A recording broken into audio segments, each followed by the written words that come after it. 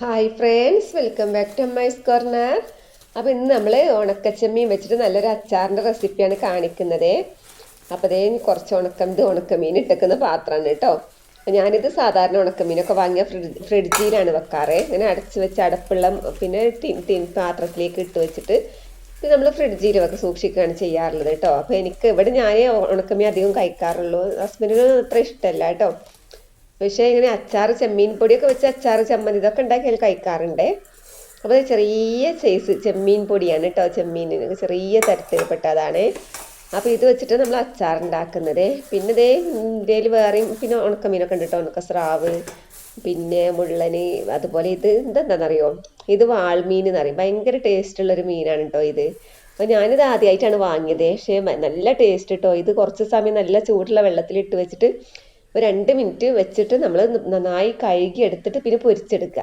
നല്ല ടേസ്റ്റുള്ളൊരു മീനാണ് കേട്ടോ. ഞാൻ വാങ്ങി നോക്കിയപ്പം എനിക്ക് ഭയങ്കര ഇഷ്ടമായി. ഇത് പിന്നെ ഫ്രിഡ്ജിൽ സൂക്ഷിക്കുകയാണ് ചെയ്യാറുള്ളത്. അപ്പോൾ പിന്നെ കേടൊന്നും ആവില്ല കേട്ടോ. പിന്നെ അല്ലെങ്കിൽ നമ്മളിങ്ങനെ പുറത്ത് വെക്കുമ്പോൾ വേറെ ചൊവയൊക്കെ വരും. അപ്പോൾ നമ്മളിതേ പിന്നെ ഈ ഉണക്ക ചെമ്മീനില്ലേ, നല്ലതുപോലെ കഴുകി എടുക്കണേ. ഇതിൽ നല്ല മണ്ണോ മണലോ ഒക്കെ ഉണ്ടാവും കേട്ടോ. അപ്പോൾ ശരിക്കും കുറച്ച് ഒരു 3-4 പ്രാവശ്യമായിട്ട് നന്നായി കഴുകി എടുക്കണം കേട്ടോ. നമ്മൾ കൈ വെച്ച് നല്ലതുപോലെ ഇങ്ങനെ ഇളക്കിയൊക്കെ കൊടുത്തതിന് ശേഷം ശരിക്കും ഒന്ന് കഴുകി എടുക്കണം കേട്ടോ. അപ്പോൾ കണ്ടോ, ഇതിൽ മണലൊക്കെ കണ്ടോ ശരിക്കും. അപ്പോൾ ഇനിയും നമ്മളിങ്ങനെ കഴുകി എടുക്കുന്നതനുസരിച്ച് അത്രയും മണൽ കിട്ടും കേട്ടോ. അത് നമ്മൾ നന്നായിട്ട് കഴുകി തന്നെ വേണം, അല്ലെങ്കിൽ ആ മണലിൻ്റെ കടി ഉണ്ടാവും കേട്ടോ. അപ്പോൾ നമ്മളിത് പിന്നെ ശരിക്കും കഴുകി ഊറ്റിയതിന് ശേഷം നമ്മൾ വെയിലത്ത് വെച്ച് നല്ലതുപോലെ ഒന്ന് ഉണക്കിയെടുക്കണം കേട്ടോ. അപ്പോൾ ഞാൻ എന്തേ ടെറസിൻ്റെ മുകളിൽ ഉണക്കാൻ വെച്ചിട്ടുണ്ട്.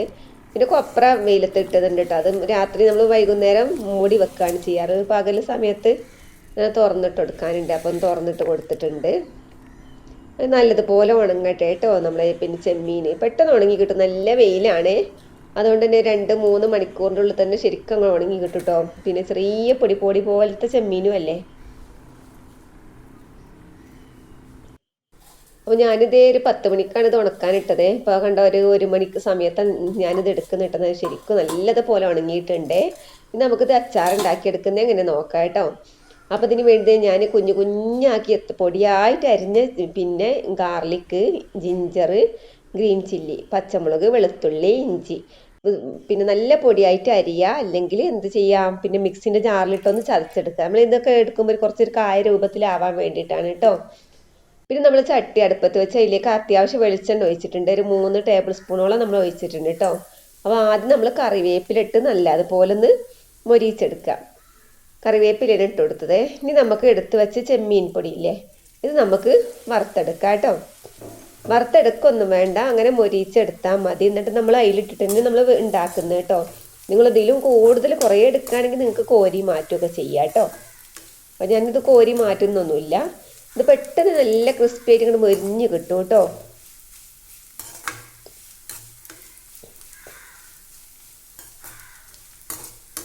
അപ്പോൾ ഇത് കുറച്ചാവുമ്പോൾ തന്നെ ഞാൻ ഈ ചട്ടിയിൽ വെച്ചിട്ടുണ്ട്. ഇതിന് നമ്മൾ കോരി മാറ്റുന്നൊന്നുമില്ല കേട്ടോ. ഇതിൽ നിന്നൊന്ന് മൊരിയിച്ച് നമ്മൾ കോരി മാറ്റേണ്ട ആവശ്യമൊന്നുമില്ല. പിന്നെ ബാക്കിയുള്ളതൊക്കെ നമുക്ക് ഇതിലേക്ക് അങ്ങ് ഇട്ട് കൊടുത്താൽ മതിയേ. കുറച്ച് സമയം ഒന്ന് നോക്കിയിട്ട് നമുക്ക് നല്ല നമ്മൾ കയ്യിൽ എടുക്കുമ്പോൾ നല്ല ഒരു ക്രിസ്പി ആയി കിട്ടും കേട്ടോ, പൊടിഞ്ഞ് കിട്ടും. അപ്പോൾ ഇതാണ് ഇതിൻ്റെ പാകം. ഇനി നമുക്ക് ഒന്ന് സൈഡിലേക്ക് നീക്കി കൊടുക്കാം. അപ്പോൾ നമ്മൾ ഈ മീനുകളൊക്കെ അച്ചാറിടുമ്പം പിന്നെ അത്യാവശ്യം വെളിച്ചെണ്ണ കൂടുതൽ ടേസ്റ്റ്. പിന്നെ എണ്ണ കൂടുതൽ കാലം നിൽക്കാനും വേണ്ടിയിട്ടാണല്ലോ. അപ്പോൾ ഞാൻ വെളിച്ചെണ്ണയാണ് ഒഴിച്ചത് കേട്ടോ. അപ്പോൾ ഇതിലേക്ക് നമ്മൾ എന്തായാലും നീക്കി കൊടുത്തതിന് ശേഷം പിന്നെ ഇഞ്ചി, വെളുത്തുള്ളി, പച്ചമുളക് ഇതിലേക്ക് അങ്ങ് ഇട്ട് കൊടുക്കാം കേട്ടോ. അതൊന്ന് വഴറ്റിയെടുക്കാം.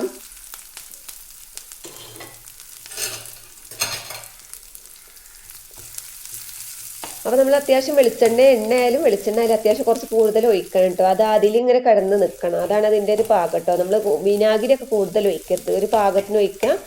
പിന്നെ അല്ലെങ്കിൽ അധികം പുളി ഇങ്ങനെ മുന്നിട്ട് നിൽക്കും കേട്ടോ. നമ്മൾ ഈ മീനിലേക്ക്, ഇറച്ചി, ബീഫ്, മീൻ ഇതിലേക്കൊക്കെ നമ്മൾ വിനാഗിരി ഒഴിക്കുമ്പോൾ അതിൻ്റെ പുളിപ്പ് മുന്നിട്ട് നിൽക്കുക. അത് നിൽക്കാതൊക്കെ നമ്മൾ കൂടുതൽ വെളിച്ചെണ്ണ അല്ലെങ്കിൽ എണ്ണ ഒഴിക്കും കേട്ടോ. പിന്നെ ഇതിലേക്ക് അതൊന്ന് വഴറ്റിയതിന് ശേഷം അച്ചാർ പൊടിയാണ് ചേർക്കുന്നത്. നമ്മൾ ഉണ്ടാക്കുന്ന അച്ചാർ പൊടി കേട്ടോ. കൂടുതൽ കാശ്മീരി മുളകാണ് നമ്മൾ ചേർക്കാറുള്ളത് കേട്ടോ. അതിലേക്ക് കാശ്മീരി മുളക്, പിന്നെ സാദാ മുളക് ഇത്തിരി എടുക്കും, പിന്നെന്താണ് ഉലുവ, കടുക്, കായം ഇതെല്ലാം കൂടി വറുത്ത് ഒന്ന് പൊടിച്ചെടുക്കുന്നതാണ്. കടുക് നമ്മൾ അങ്ങനെ പച്ചക്ക് പൊടിച്ചെടുത്താലും മതി, അല്ലാതെ വറുത്ത് പൊടിച്ചാലും മതി കേട്ടോ. അപ്പോൾ അതെല്ലാം കൂടെ വറുത്ത് പൊടിച്ച പൊടിയാണ് കേട്ടോ. അപ്പോൾ നമ്മൾ പിന്നെ പ്രത്യേകിച്ച് വേറെ ഒന്നും ചേർക്കേണ്ടി, ഉലുവ കടുകും ചേർക്കേണ്ട ഒരു ആവശ്യമില്ല, എല്ലാം അതിൽ തന്നെ ഉണ്ട്. അപ്പോൾ നിങ്ങൾക്ക് അച്ചാർ പൊടി നിങ്ങൾ ഹോം മെയ്ഡ് ആക്കി ഉണ്ടാക്കിയതായാലും മതി, അല്ലാത്തതോ നിങ്ങൾ ഇനി മുളക് പൊടി, മഞ്ഞൾപ്പൊടി, കായം അങ്ങനെ ചേർത്ത് കൊടുത്താലും മതി കേട്ടോ. അപ്പോൾ ഞാനിതിപ്പോൾ ഇങ്ങനെയാണ് ഉണ്ടാക്കിയത്. എപ്പോഴും അച്ചാറിൻ്റെ പണി, വീട്ടിൽ പണിക്കാരൊക്കെ ഉള്ളത് ഏത് സമയത്തും അച്ചാർ തന്നെയാണ് കേട്ടോ. അത് വേഗം തീർന്നു പോവുകയും ചെയ്യും. അപ്പോൾ നമ്മൾ ഉള്ളത് വെച്ച് വേഗം വേഗം ഉണ്ടാക്കുന്നതാണ്. അപ്പം നമ്മൾ ഇതിലേക്ക് ആവശ്യത്തിന് ഉപ്പ് ചേർത്ത് കൊടുത്തു കേട്ടോ, ഈ അച്ചാറിലേക്ക് ആവശ്യത്തിനുള്ള ഉപ്പ്. അപ്പം ഇനി നമുക്ക് ഫ്ലെയിമൊക്കെ ഒന്ന് ഓഫാക്കി നല്ലതുപോലെ ഇളക്കി കൊടുത്തതിന് ശേഷം ഫ്ലെയിമൊക്കെ ഒന്ന് ഓഫാക്കി വെക്കാം. അപ്പം എന്നിട്ട് ചൂടാറിയതിന് ശേഷം ഞാൻ വിനാഗിരി ഒഴിക്കുന്നുള്ളൂ കേട്ടോ. നിങ്ങൾക്ക് ഇങ്ങനെ വെച്ച് വിനാഗിരി ഒഴിക്കുകയാണെങ്കിൽ കുഴപ്പമില്ല. എന്താ വെച്ചാൽ ഇതിന് പിന്നെ നമ്മൾ വിനാഗിരി ഒഴിച്ചിട്ട് ഇതിൽ കുറച്ച് മുറുകി വരാനുണ്ട്. എന്താ വെച്ചാൽ ഈ മസാലയിൽ നമ്മൾ വിനാഗിരിയൊക്കെ ഒഴിക്കുമ്പം പിന്നെ ഒന്ന് കുറച്ച് സമയം കഴിഞ്ഞിട്ട് ഒരു അരമണിക്കൂറൊക്കെ വെക്കുന്ന സമയത്താണ് ഇന്ന് ആ കായൊക്കെ റെഡിയായി വരിക. ഉലുവ കടുക് അതൊക്കെ ചേർത്ത് പൊതിർത്ത് ഇങ്ങനെ വരുന്നല്ലോ. ഞാനിത് ചൂടാറിയതിന് ശേഷമാണ് നമ്മൾ വിനാഗിരി ഒഴിച്ചു കൊടുക്കുന്നത് കേട്ടോ. ആ കുറച്ച് ലൂസിൽ ഇങ്ങനെ ഒഴിച്ചു കൊടുക്കുക. പിന്നെ കുറച്ച് സമയം വെച്ചാൽ അത് നല്ല അതിന് കായൊക്കെ ആയി വരും കേട്ടോ. എന്താ വെച്ചാൽ നമ്മൾ ഈ പൊടി ഇട്ട് കൊടുത്തതിന് ശേഷം നമ്മൾ പിന്നെ ഉലുവ കടുകൊക്കെ പൊടിച്ചതല്ലേ, അപ്പോൾ അതൊക്കെ നന്നായി ചേർത്ത് നല്ലൊരു കായം രൂപത്തിലാവും. അപ്പോൾ വീണ്ടും നമുക്കത് ടൈറ്റായി നിൽക്കുമ്പോൾ വീണ്ടും നമ്മൾ കുറച്ചും കൂടി വിനാഗിരിയൊക്കെ ഒഴിച്ചു കൊടുക്കുക കേട്ടോ. അപ്പോൾ നല്ല ടേസ്റ്റുള്ളൊരു അച്ചാറാണ് കേട്ടോ. ഉണക്കമീൻ ഇഷ്ടപ്പെടുന്നവർക്കൊക്കെ എന്തായാലും ഇഷ്ടപ്പെടും. അപ്പോൾ നിങ്ങളെല്ലാവരും ഇതുപോലെ ഒന്ന് ഉണ്ടാക്കി നോക്കുക കേട്ടോ. നമുക്ക് മറ്റൊരു വീഡിയോയുമായി വീണ്ടും കാണാം. അതുവരേക്കും ബൈ, അസ്സലാമു അലൈക്കും.